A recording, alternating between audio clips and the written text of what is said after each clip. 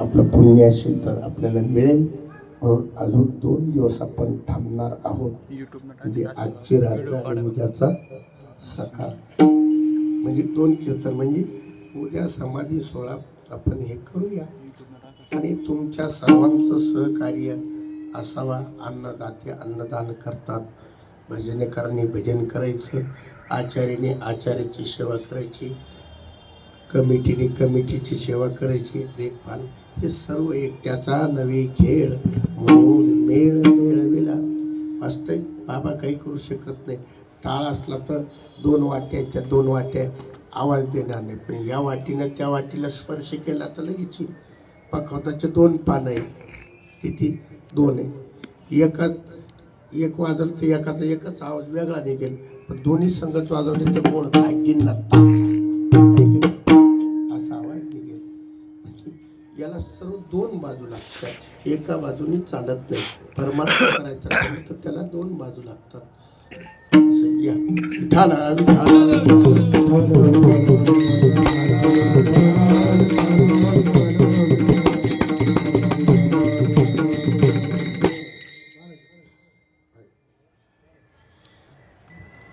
म्हणून या ठिकाणी कोणती गोष्ट करायची तरी एकाने होत नाही. ते काय म्हणते, एक लकडी दसटी बोजा. सर्वांनी थोडं हात मारला परमार्थ आनंदाने होतो.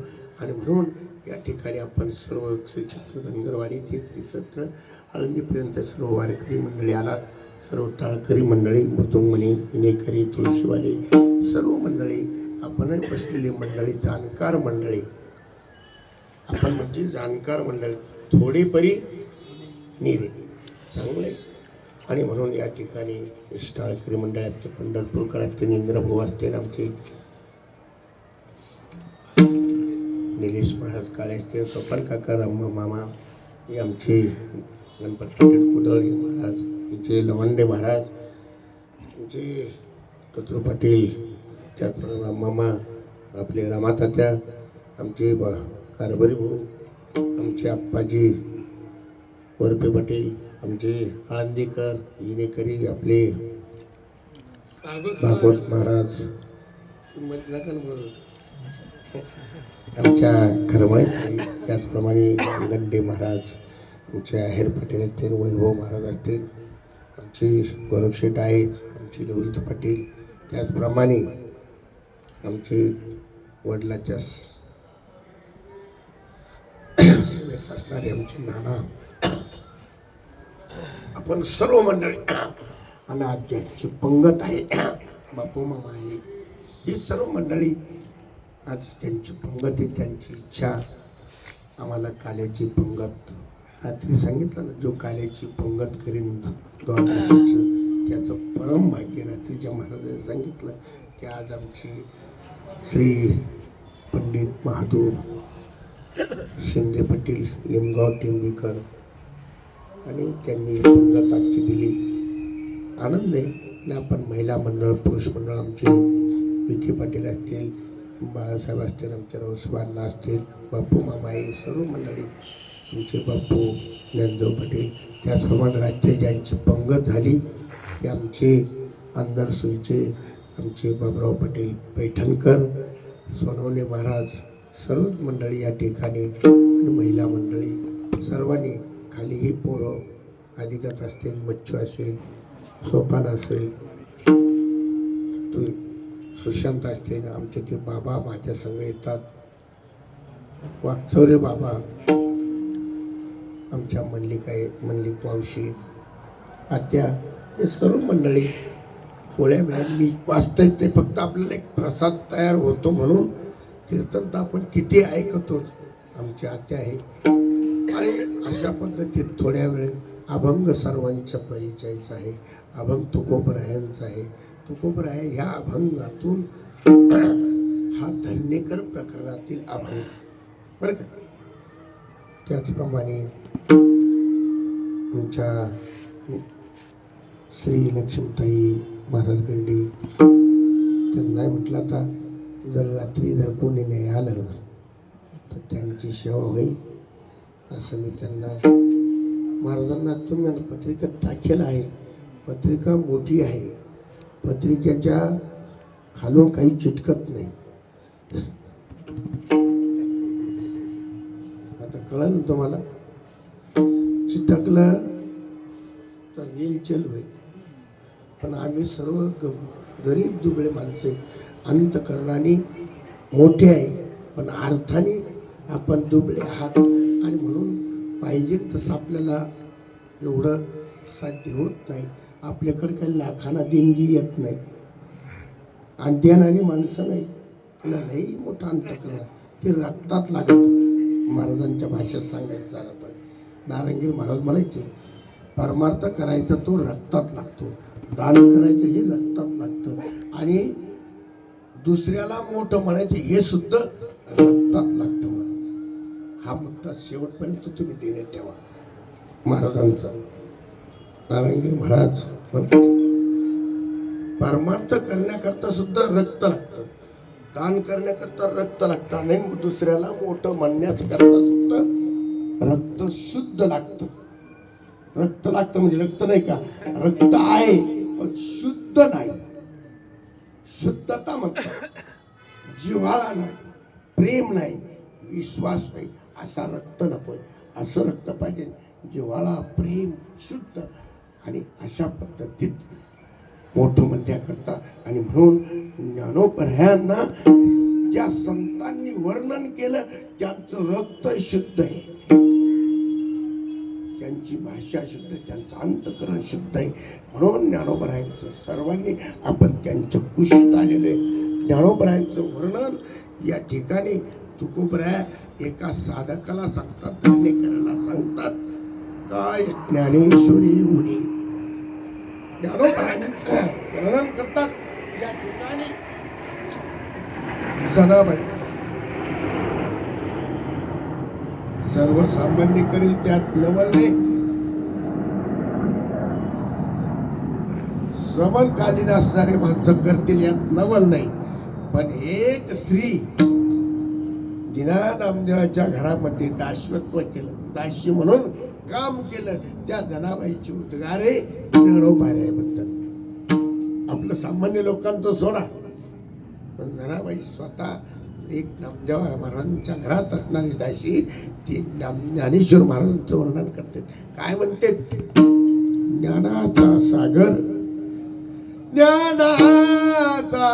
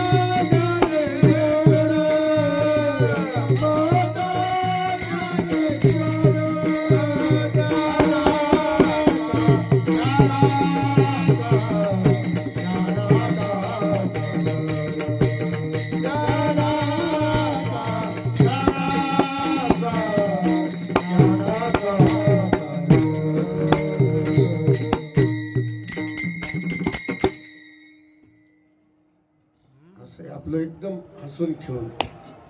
बरेच महाराज मंडळाचं काय असतं, त्यांचं सर्व तयार असतं, पण ते बाकीच्यांना काही जमून घेत नसतं. आपण सर्वांना जमून घेतो. जमून घेणारा माणूस जी सुगरण असते ना, ती कसंही करते, कोंड्याचा मांडा तयार करून ती उपजीविका सर्वांची भूक भागवते.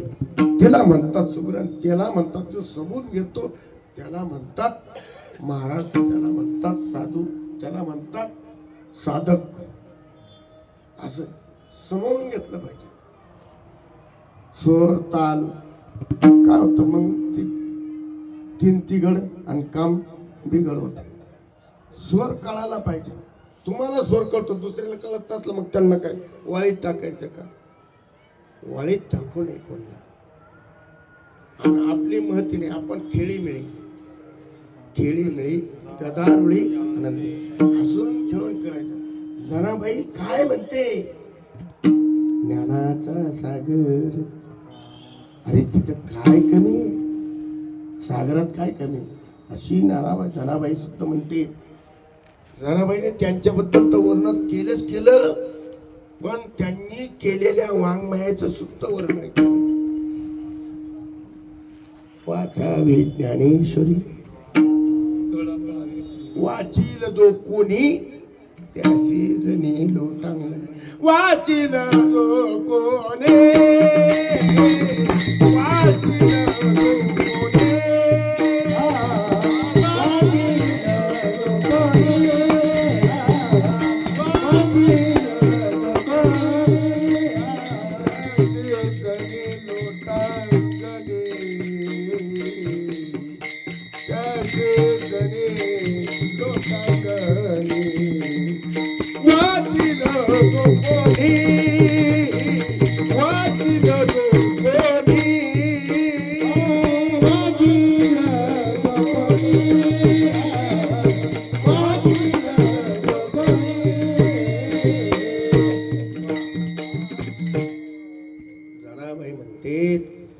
त्यांनी तिथं सागरी ज्ञानाचा, पण त्यांनी केलेलं वाङ्मय इतकंही त्या ज्ञानेश्वरी जर वाचली तर मी त्यांना जो वाचित असेल त्यांना मी काय करीन, टांगण घालेन. किती वर्णन करते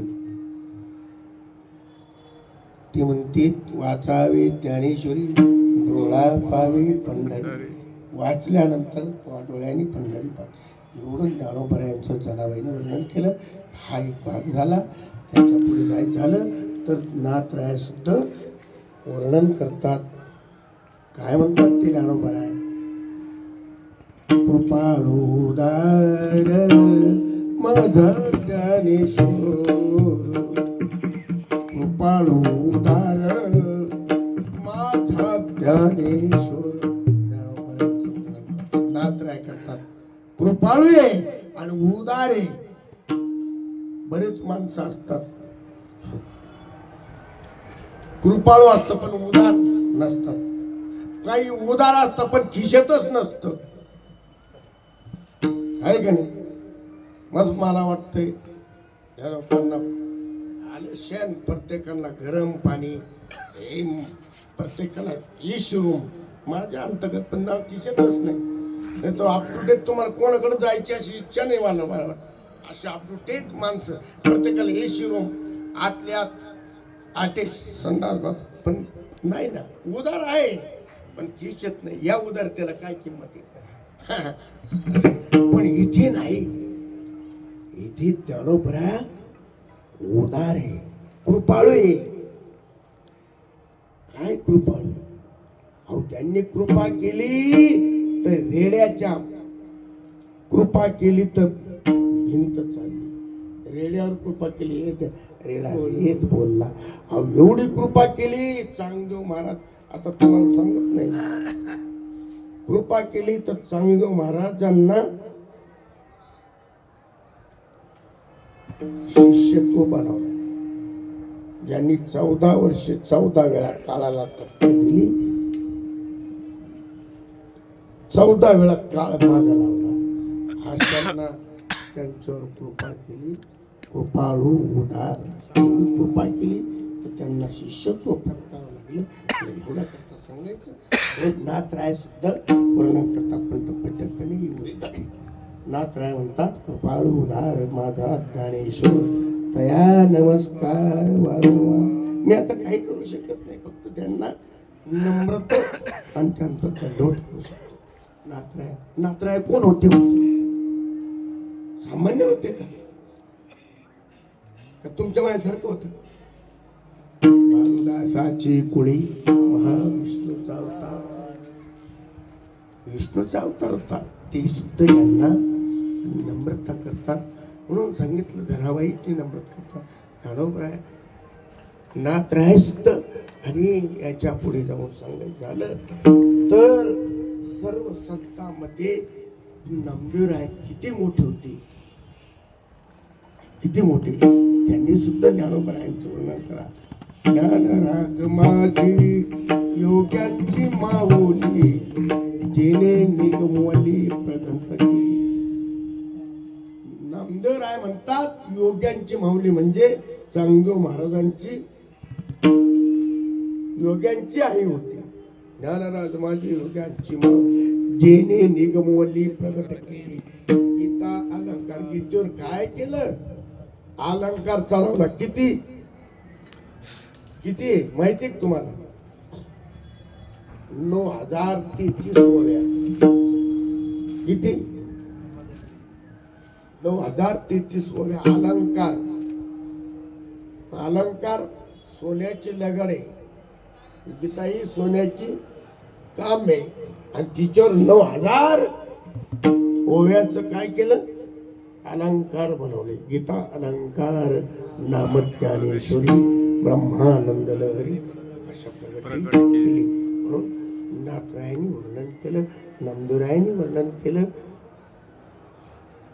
चोखोबरायांनी ज्ञानदेव गुरु ज्ञानदेव तारू पुत्रा पहिला पारू ज्ञानदेव, सर्व संतांचा. आता याच्या पुढे बरेच संतांचं वर्णन आहे.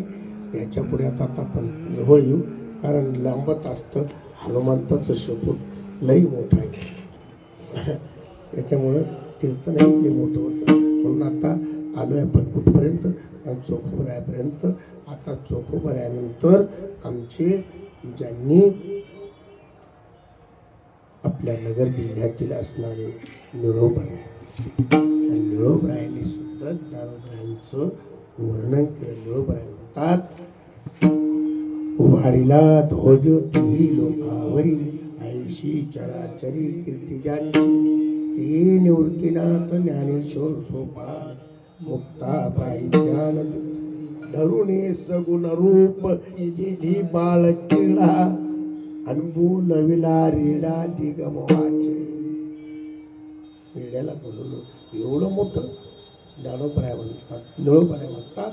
आणि हेच असं करत असताना आणि म्हणून सर्व संतांनी तोंड भरून वर्णन केलं. आणि या ठिकाणी ज्ञानोबरायांचं वर्णन तुकोबराया करतात. तुकोबराया का करतात? तुकोबराया सामान्य नाही ना. जगद्गुरु तुका अवतार नाम याचा, संप्रदाय सकळाचा येथोनिया. म्हणजे 4 जन्म तुकोबराया भगवंताच्या समकालीन होते. त्रेतायुगामध्ये, भूतयुगामध्ये प्रल्हाद होते. द्वापार आपलं सत्ययुगात प्रल्हाद होते. त्रेतायुगात उद्धव होते, आपलं अंगद होते. आणि द्वापार युगामध्ये उद्धव होते. आणि कलियुगात नामदेवराय. आणि ते नामदेवराया असताना तेच नामदेवराया हेच कोण झाले? जगद्गुरु तुकोबराय. आणि तुकोबराय या ठिकाणी आणि ज्ञानोबरायांचं वर्णन करतात. ज्ञानोबरायांच्या दारामध्ये एक साधक त्याला ऐकलं की सर्वांनी तोंड भरून वर्णन केलं. मग चला ज्ञानोबरायांच्या, त्याला वाटलं ज्ञानोबराय विशेष स्वरूपाचे आहे. एवढ्या लोकांनी संतांनी वर्णन केलं. मग त्या आला ना आला तसं त्यांनी ते धरणं धरलं. ते समाधीपुढं अजान वृक्षाच्या झाडाखाली बसला आणि ज्ञानोबरायांचं ध्यान करत बसला. धरणे थोडक्यात सांगतो, ध्यान करत बसला. ध्यान करता करता त्यात 3 दिवस झाले. तिसऱ्या दिवशी ज्ञानोबराय त्याला स्वप्नात दृष्टांत दिला. विठाला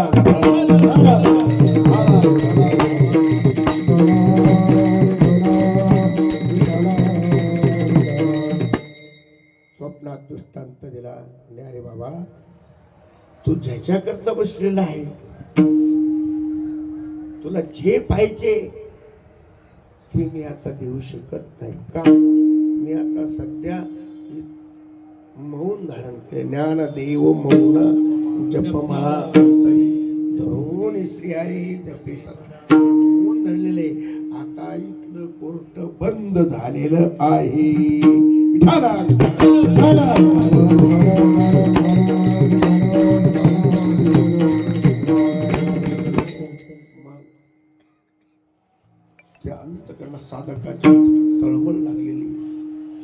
ते उद्धार पावे, काय कृपा करे नारायण, ऐशी तुम्ही सांगा.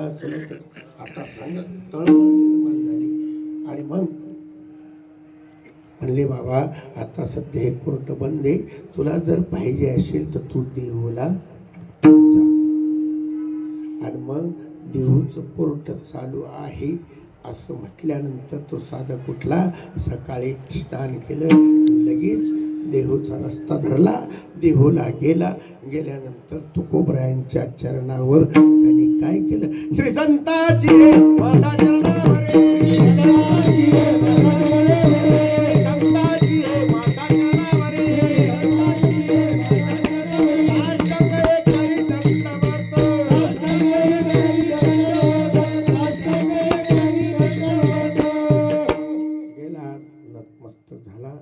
झाल्यानंतर मग महाराजांना म्हणू लागला, महाराज मला साक्षात ज्ञानोबर आहे, दृष्टांत दिला, मी इकडे आलो, मला ज्ञान पाहिजे, मला काहीतरी मार्गदर्शन करा. ज्ञानोबरायांनी पाठवलं. म्हणलं तुकोबराय म्हणलं, अरे येण्यात तिथे काय कमी, ज्ञानोबराय कोण आहे, ती फार महान आहे. ज्ञानेश्वर महाराज ते सामान्य नाही, ते ज्ञानियांचे राजे, ज्ञानियांचा राजा गुरु महाराव म्हणते ज्ञानदेव तुम्हारी. ते ज्ञानियांचे राजे, त्यांनी सांगितलंय ज्ञाना हो याच्यात प्रगट, ते प्रगट होतात. त्यांनी सांगितलंय विंत हो चाल, चालले ना. एवढी ताकद त्यांचे, ज्ञानियांचे राजे आहे पण ज्ञानियांचे नाही, आहे की नाही. आता राजा आहे, सर्व लोक बोंबलतात महागाई वाढली, महागाई वाढली, याला महागाईला आळा घालता येत नाही, हा राजा आहे का. म्हणजे शेतकऱ्यांचं सांगतो, काहींना बरं वाटतं असं नाही. शेतकऱ्या खरं हाय सरकार हेच पाहिजे, चांगले. आत्तापर्यंत गेल्या दंगली झाल्या नाही. तुम्हाला मी तर म्हणतो सर्व आळंगी आहे कधी बरं दंगली झाल्या नाही. आत्ता सध्या कारगिलचे तर यांचे आमचे चिरंजीव आमचे पंडित भाऊचे ते म्हणते आता तकलीफ नाही, फक्त अर्थ आता सध्या पगार थांबलेले, पण आता तकलीफ नाही गोळ्या घालण्याची, नाही तर अंगावर कसरत घेण्याची. म्हणून आता आपण हे राज्य म्हणून सुरक्षित आहे आपला देश, जवान सीमेवर आहे. नाहीतर आपल्याला मला वाटत नाही आपली मंदिरं राहतील आणि आपल्याला पायी दिंड्या करता येईल असं सांगतात नाही. म्हणून सरकार ही पाहिजे आणि स्थान पाहिजे. महागाई काय, तुम्ही काय भिकारी, तुम्ही आम्ही काय भूपशी राहतो का, चालायचं. कंपन्यावाल्याने त्यांनी माल तयार केला, ते 1% टॅक्स भरतात, त्या टॅक्सच्यामुळे याला वाढतं. औषधाला इंड्रिल पहिले एकच होतं का गोरक्षेत, कोणत्या रोगवर माल इंड्रिल, माणसाला प्यायला तेच आणि वांग्यावर मारायला तेच, गव्हावर मारायला तेच. आता अनेक प्रकार माणसं बुद्धिमान झाली, त्याच्यामुळे अनेक कंपन्या निघाल्या, त्याचा काही दोष नाही. आणि मग कंपनी माणसं खालून चिटकावतात. लक्ष द्या माझं बोलण्याकडे, ते इमान पाहू द्या, इमान आलंय ते उद्या फुलं टाकण्या करतात. या कंपन्या चिटकावतात, चिटकावणं पहिल्यांदा सांगितलं मी सोपा, चिटकावतात आणि मग चिटकावले लाच दिल्यानंतर मी जरी असलो तर मला खरंय का नाही,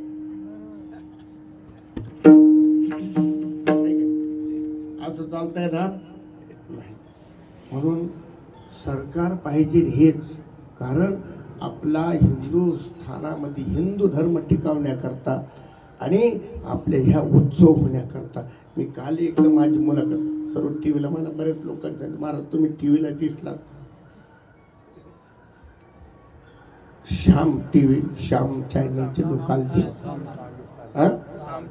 श्याम टीव्ही, त्यांनी मुलाखत घेतली, तुम्हाला कोणतं सरकार पाहिजे. हे म्हणलं जे सरकार आहे ना,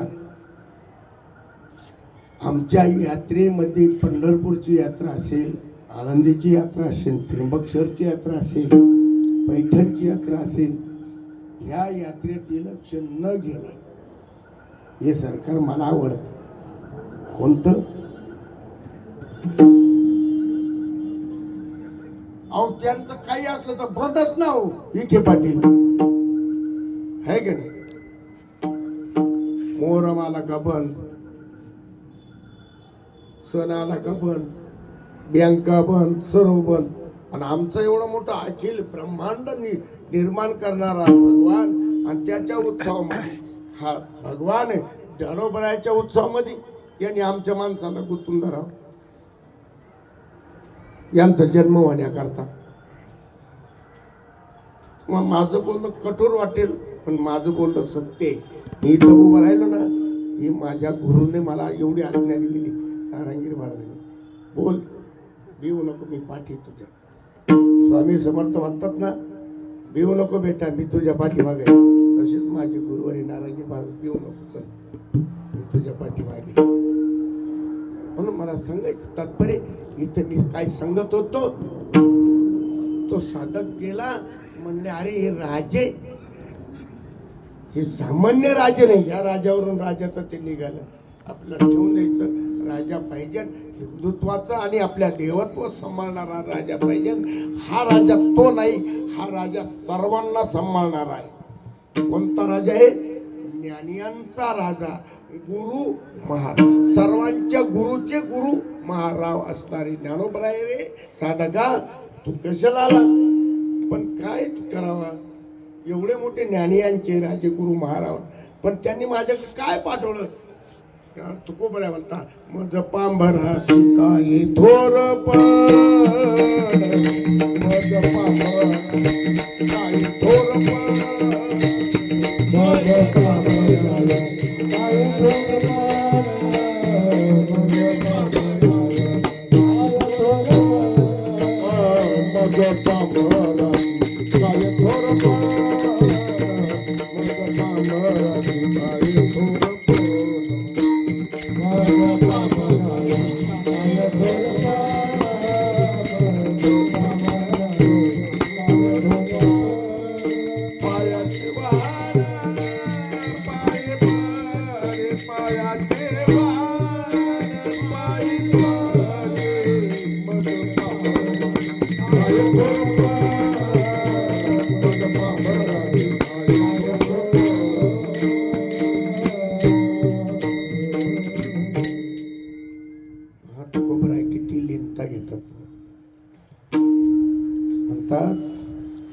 माझं पांबराशी काय थोर पण. आणि मी पांबरे, मला काय थोर पण दे. माझं पांबराशी काय थोर पण, पायाचे वाहन पाय, मी पायातली वाहन पायात शोभते असा माणूस. त्या साधकाला सांगितलं, परत त्या त्या साधकाला तुकोबराय बोलतात, अरे काय ज्ञानेश्वरी उणे जी पाठविले धरणे. अरे काय माझ्याकडे धरणे करायला पाठवलं, तिथे काय कमी आहे? अरे साक्षात ज्याच्या दारात सोन्याचा पिंपळ, तर घरात किती असेल? अभंगाच्या पहिल्याच्या दयाची दारी सोन्याचा पिंपळ,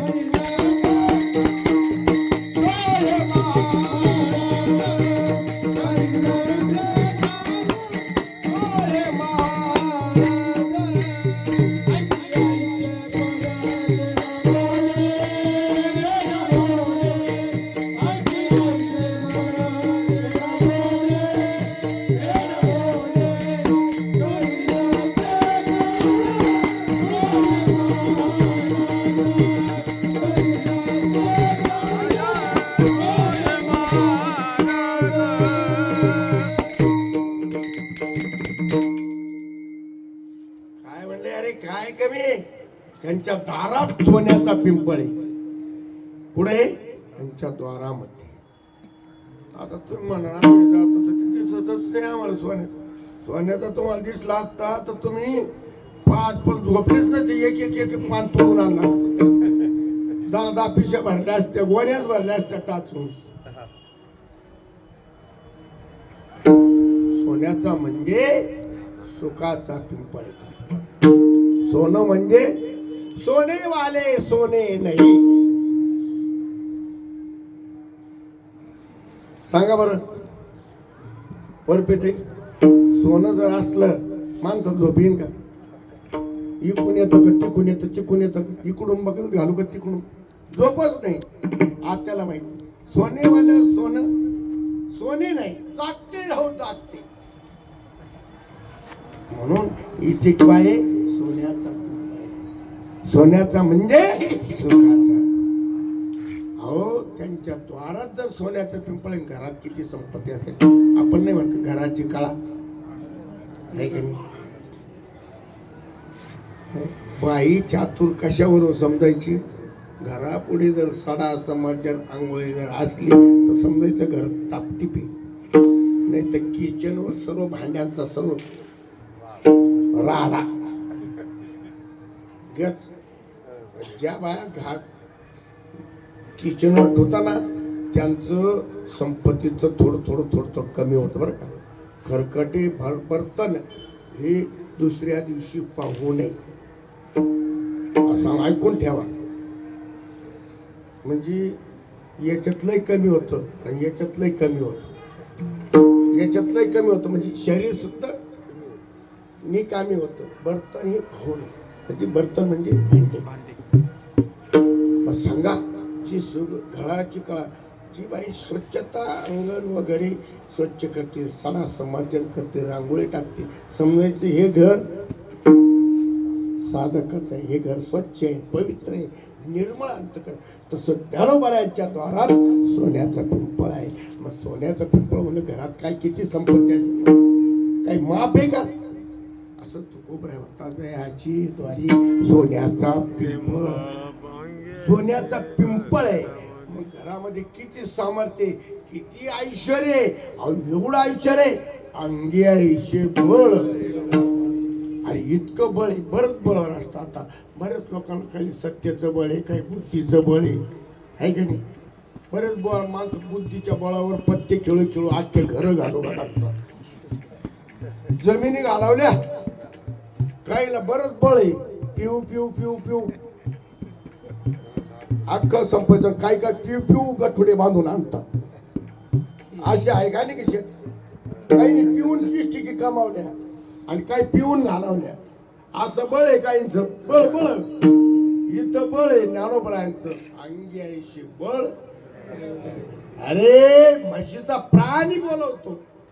आपण बोलले यात काय न बोले, याला वाचा नाही, त्याला वाचा देतात. हुकम करो ती वाचा. भगवंताची कृपा झाल्यानंतर हुकम करो ती वाचा पंगुम लंगैत यत्कुपातम वंदे परमानंद. भगवंताची आणि संतांची कृपा झाल्यानंतर पांगळा सुद्धा चालू लागेल आणि मोका सुद्धा बोलू लागेल. रेड्या बोलवला झालंय. ऑर्डर आली आपल्याला, ऑर्डर आली. बरोबर त्यांच्या अंगामध्ये बळ आहे, अंगी ऐशी बळ. रेडा बोलवला त्याची सांगत नाही. रेडा का बोलवला, कशा करता बोलवला? सर्व समाजाने त्यांना विठ्ठल पंताला 3 जन्म संत केलं होते. किती एवढंच मुद्दांना आपण म्हणून रेडा बोलला. 3 जन्म किती. म्हणून त्यांनी त्यांचा 3दा जन्म झाला. एकदा आईच्या, नंतर मुंजबंधन मौजबंधन, त्यानंतर त्यांचा जन्म झाला. मग त्याला काय म्हणतात, दोनदा झाला द्विजबंधन त्यांना. आणि परत त्याही जन्मात नाही, मग त्यांनी परत संन्यास दीक्षा घेतली. संन्यास घेतल्यानंतर परत त्यांचा जन्म होतो. आणि मग तिसऱ्या जन्मात त्यांना 4 देव 4 संत जन्माला आले आणि झाल्यानंतर येड्या लोकांना पुढं कळत येडे लोक आजही तुमच्यात आम्ही राहत होतो लोकांनी काय त्या बाबाला समजत काय त्याला कळत तुझं बांधलं इकडे ह्याच बांधला असतं त्याचं बांधलं असतं हे असं केलं असतं अरे करून पाय ना मग कळण काय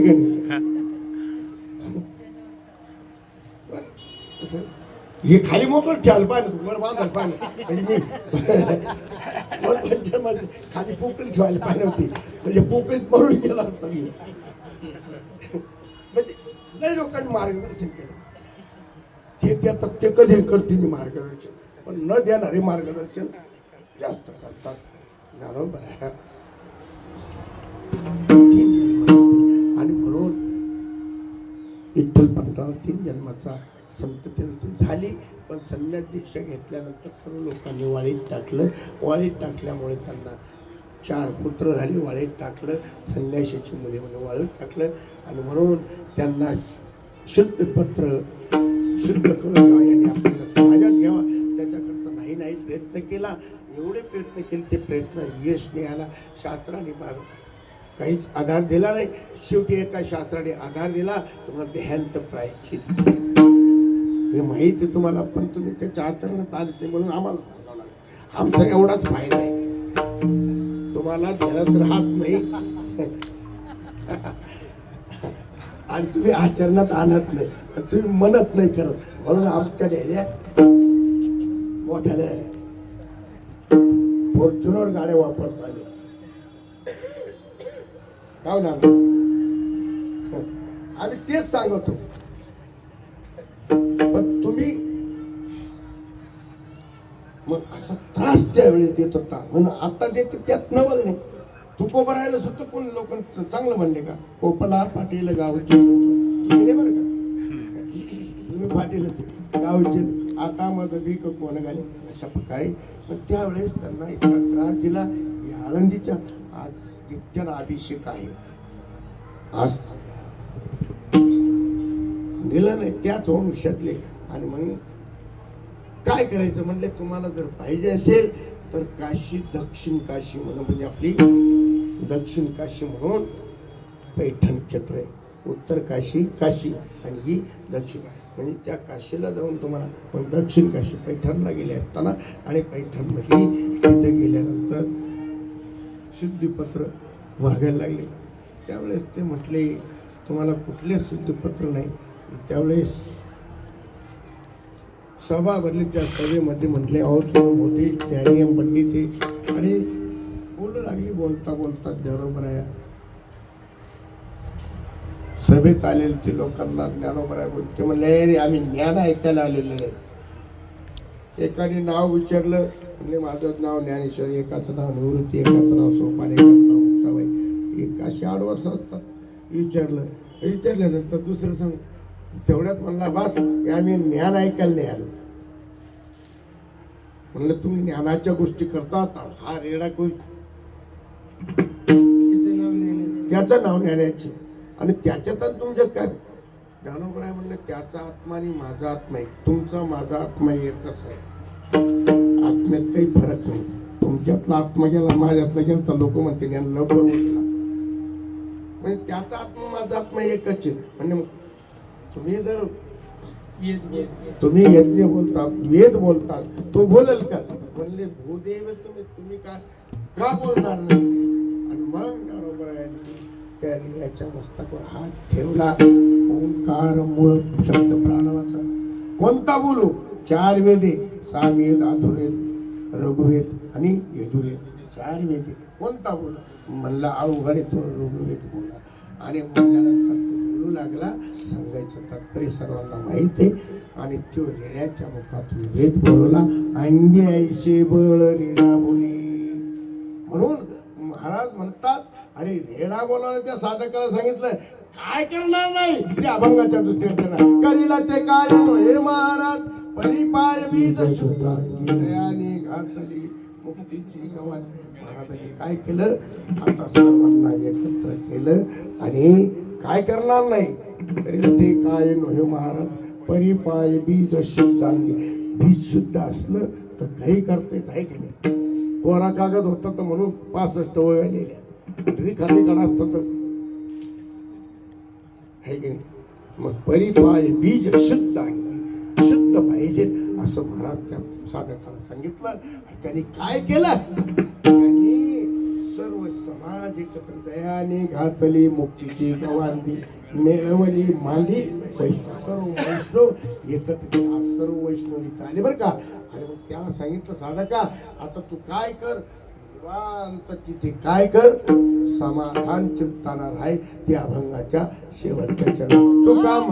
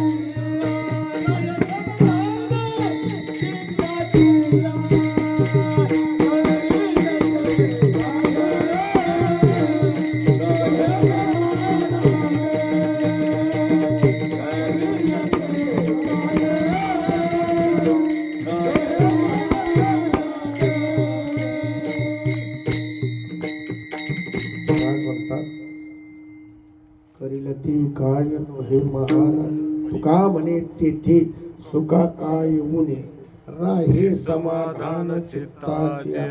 चित्ताचा समाधान आहे तिथे राहिलं, तिथं काहीच कमी नाही. ज्ञानदेव म्हणता ज्ञानदेव देतो अखंड देतो.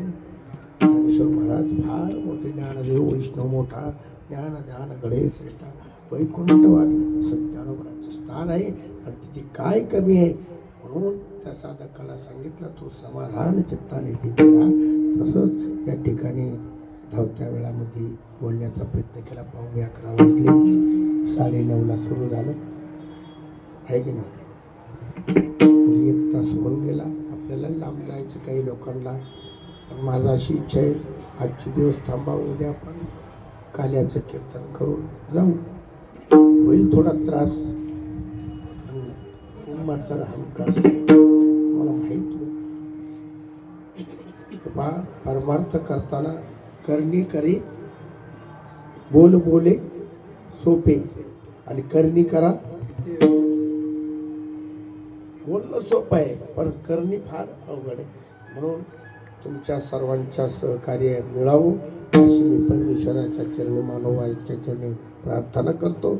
आणि आपला घेतलेलं कार्य सफल हो, आपलाही प्रवास सफल हो अशी त्या ज्ञानोबराच्या चरणी, पनोंगाच्या चरणी, गुरुवर्य मंत नारायणगिरी महाराजांच्या चरणी, गंगागिरी महाराजांच्या चरणी प्रार्थना करतो. आणि सेवेला इथं पूर्ण